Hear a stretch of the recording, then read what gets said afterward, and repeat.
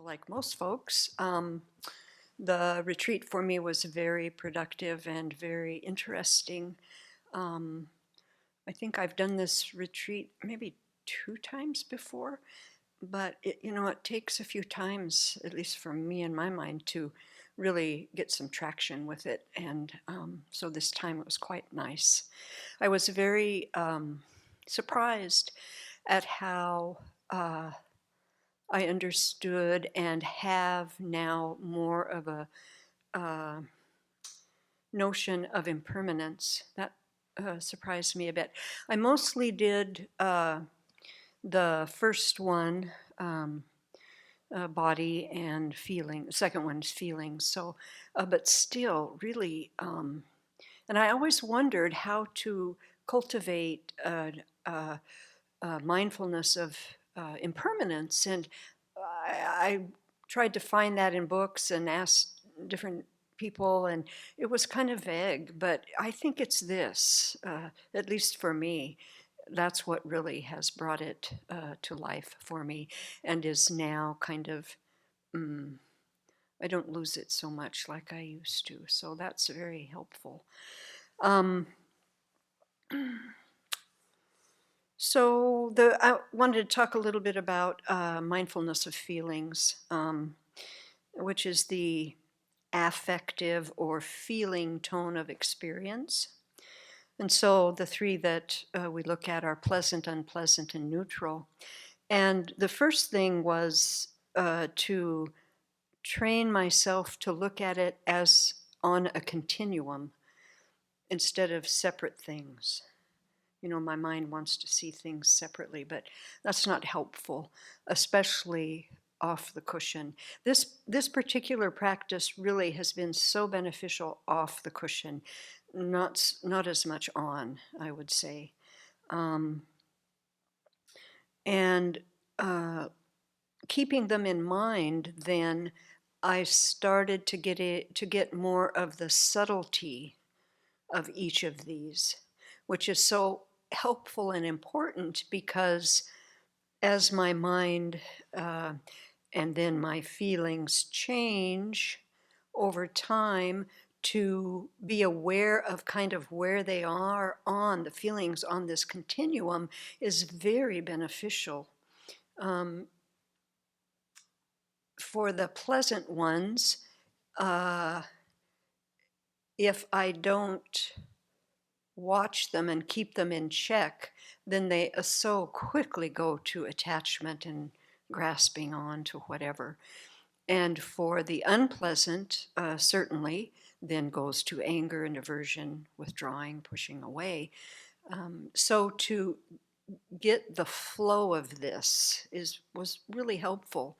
And then neutral, for me, a lot of time when the mind is neutral, it's bored and looking for some hit of something, distraction. And so that was also very helpful to watch that and not, turn on a dime to something to, plug into something to get a hit of something. So neutral really leads to such ignorance. So it's kind of the base of it, so easily to see, I think. And of course, I could have clarity about my feelings on the cushion, but if I didn't stand up and take it with me and have it when I was off the cushion, then really the afflictions just rule my life. So it really is very useful to think about it when I'm walking around. Um, mm. The other thing that I try to do off the cushion is to think about different,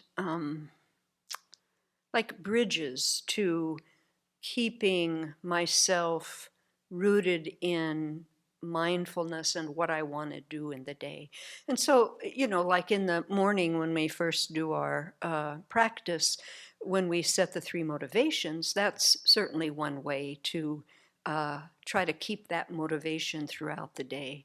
I will do no harm, I will be of benefit, and I will cultivate bodhicitta throughout the day. The other thing that's been very helpful is there's a phrase that's often said after we recite the blessing of the speech in the morning, and I think it's Venerable Lomsel that started this. And it is, when we finish that particular recitation, she says, "May our speech be truthful, useful, timely, and kind." And so that's another bridge that I have been bringing out into the day and trying to keep track of, which has been very helpful.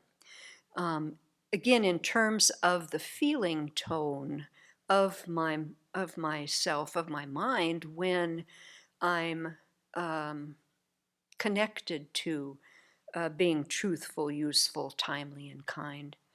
And so when I'm being truthful, the feeling tone is sometimes neutral or pleasant. When my speech slips into exaggerating, the feeling tone moves toward tight, constricted, unpleasant.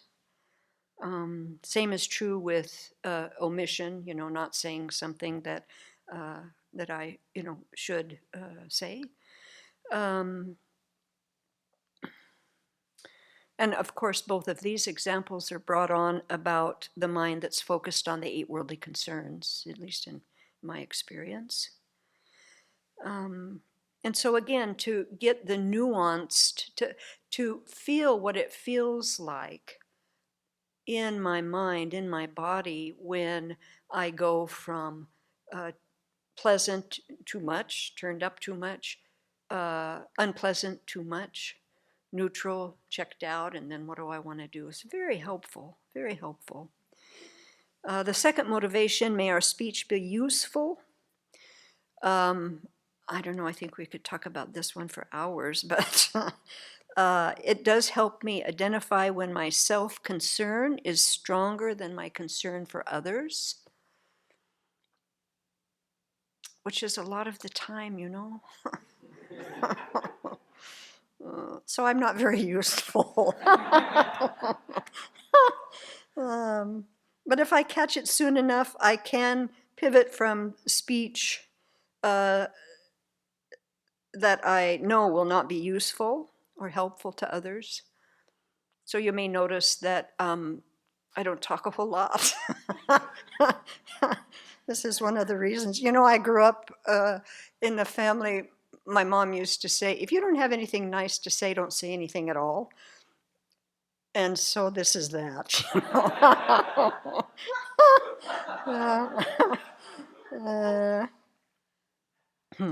So the third motivation, may our speech be timely. I have spoken when I have been angry, and you know what? It really never goes well, never. But I keep practicing that. It's so interesting. But when I ask myself, when I do get irritated, and that's when I want to catch this, not when I'm full-blown angry, but irritated, it's really helpful to ask myself, how do I feel? So when I catch the unpleasantness of irritation, I can at least keep my mouth closed and work internally, which has been helpful. The fourth motivation, may our speech be kind. This one challenges me to recognize the habit of complaining. Often I do that internally, silent, mostly in my head. But it's very clear that when I let that go unchecked, pretty soon it's coming out of my mouth. So again, some nuance, a little bit of subtlety around these. It's been so helpful. So much of the practice of mindfulness of feelings is very much an internal practice, I think. Doing it off the cushion has brought a clearer awareness of how I'm feeling. And then in that space, I can apply different antidotes to work with my habitual mind and not create so much harm in my day. Bhikkhu Analayo, who many of us have been reading, is so clear about the four establishments. And I just wanted to read what he said about mindfulness a bit. He said, "A mind in which mindfulness is well established has a distinct flavor and texture, such as being open, receptive, flexible, alive, centered, clear, and calm. Familiarizing ourselves with how our mind actually feels when we are mindful helps us to recognize this condition even without any need for labeling.